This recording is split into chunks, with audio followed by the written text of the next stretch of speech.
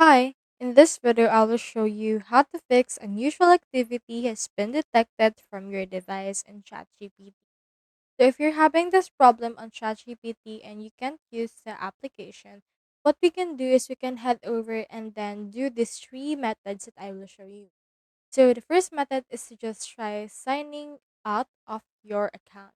Click onto this profile icon right here, click onto this logout option, and click onto this logout again. Now, once you have done that, you should be able to be redirected to the login screen. Click onto this login right here. And then after that, just log back in into your actual account. Once you're logged back in, you can head over and then just try to see if the error still appears after that.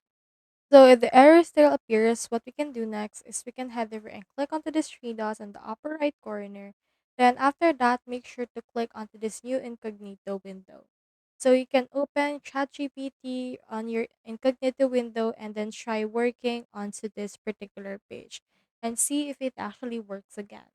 Well, if that still doesn't work, what we can do next is we can head over and click onto this three dots again. Then after that, click on extensions and click onto this manage extensions button.